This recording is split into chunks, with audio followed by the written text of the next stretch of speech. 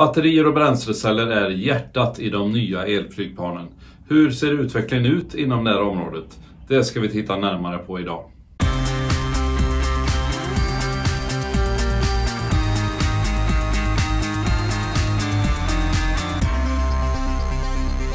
Jag heter Johan och den här kanalen handlar om regionalt elflyg, eVTOL och drönare.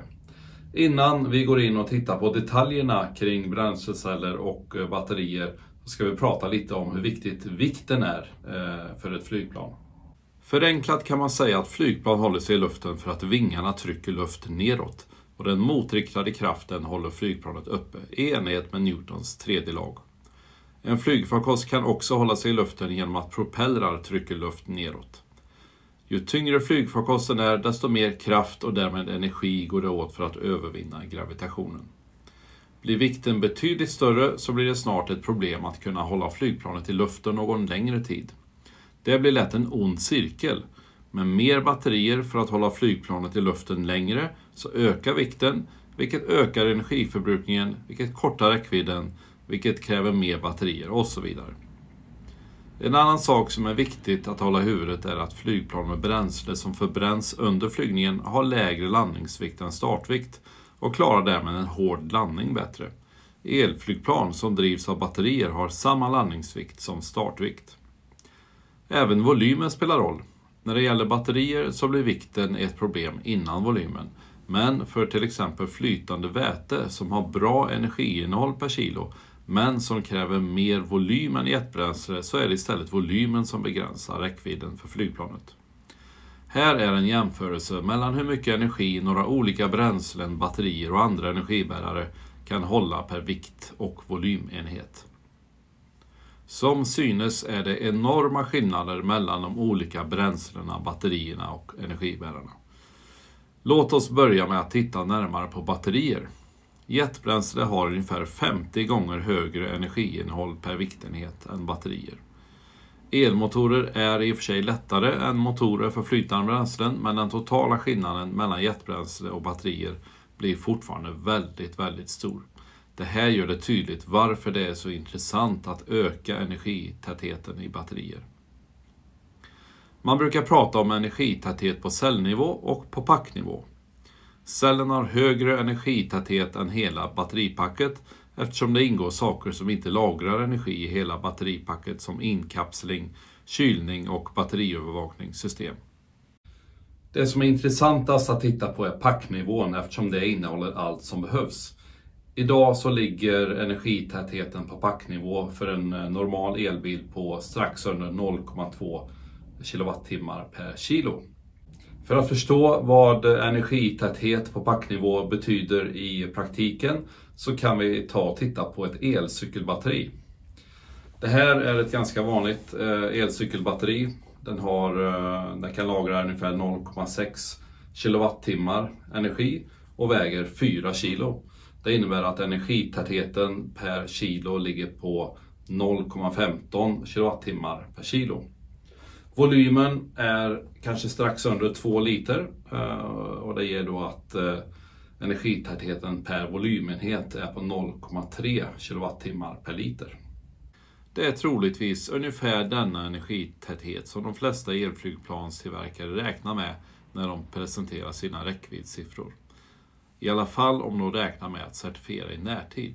Certifiering är nämligen en tidsödande process och det kommer troligtvis inte vara möjligt att snabbt och enkelt byta till en annan typ av batterier så fort de kommer, utan man måste certifiera för dagens batteriteknik.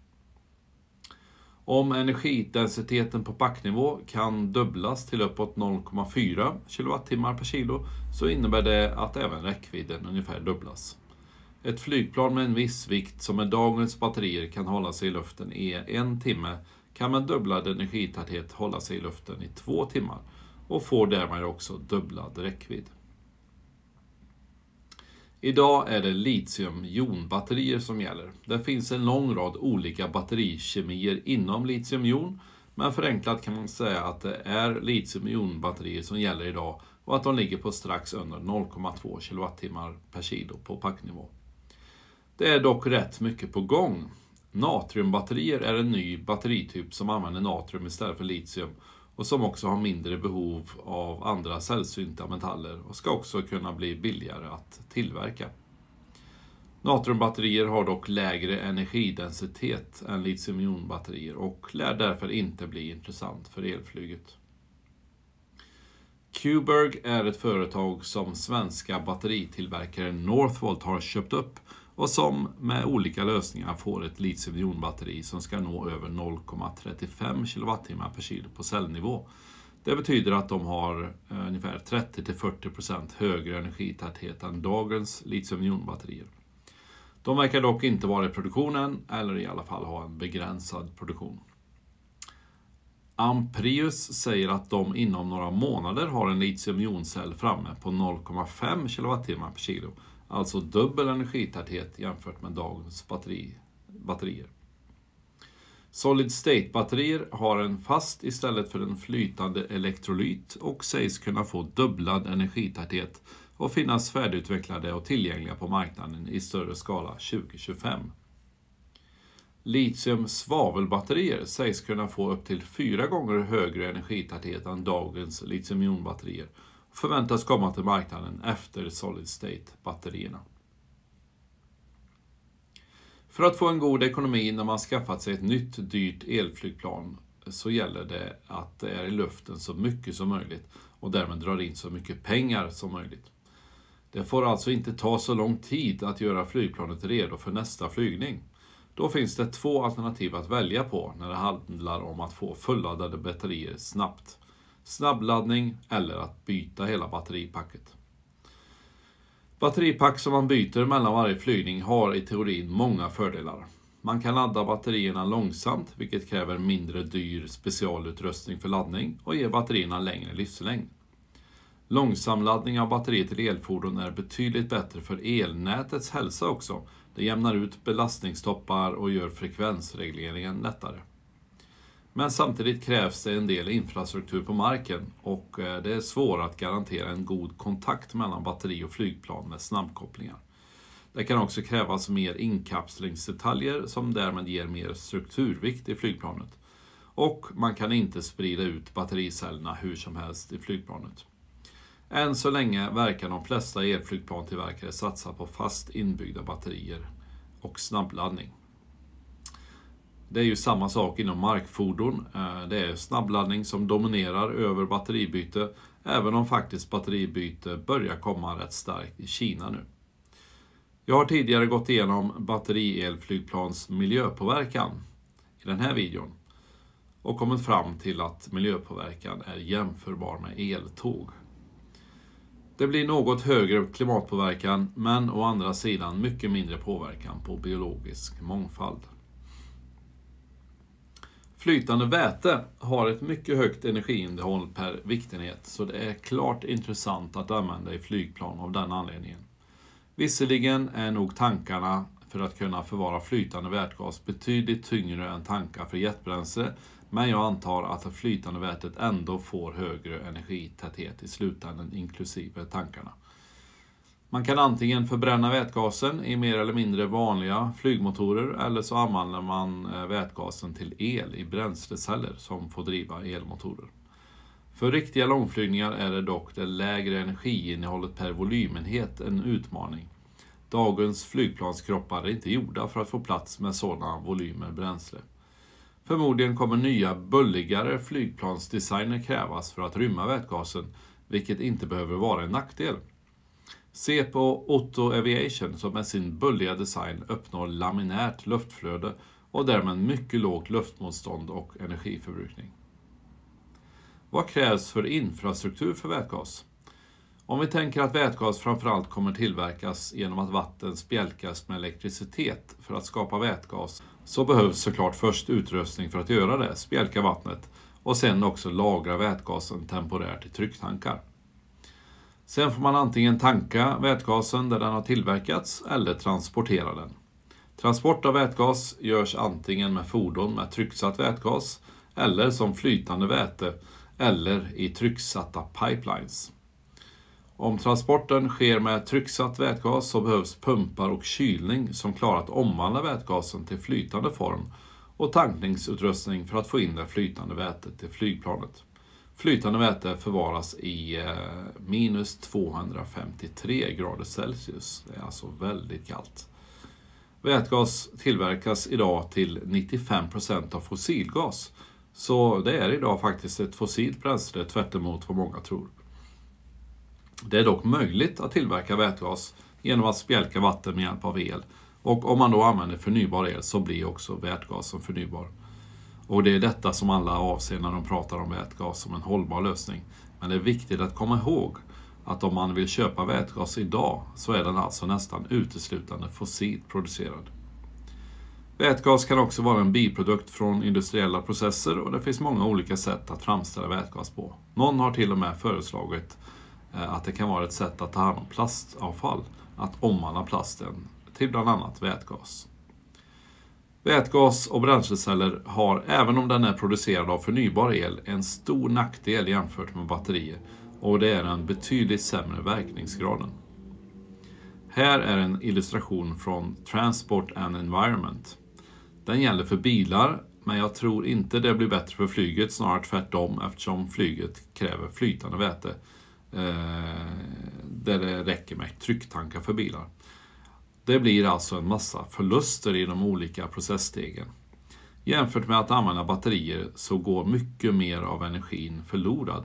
Så man måste använda mer än dubbelt så mycket förnybar el när man kör på vätgas i bränsleceller istället för att använda batterier. Det här är inte alls en bra egenskap när vi har begränsad mängd förnybar el.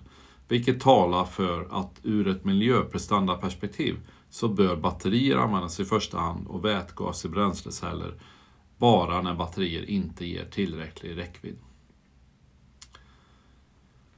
Genom att tillsätta koldioxid till vätgas kan man tillverka metanol.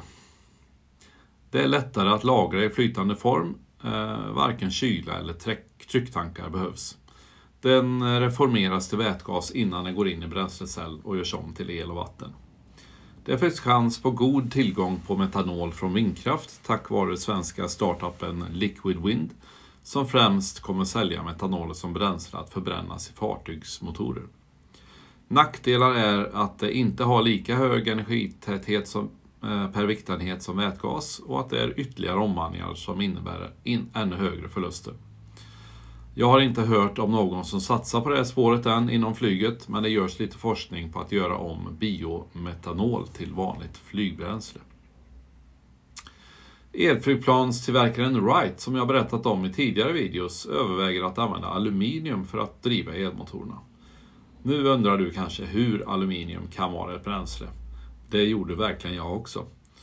Men det funkar så här att man utsätter aluminium för en kemisk reaktion, oxidation med luft, så att det omvandlas till aluminiumhydroxid. Och i den processen alstras elektricitet. Sen kan man reducera aluminiumhydroxiden tillbaks till aluminium igen i smältverk. Så man kan säga att det är energin för att omvandla aluminiumhydroxiden tillbaks till aluminium som är den energin som faktiskt driver flygplanet.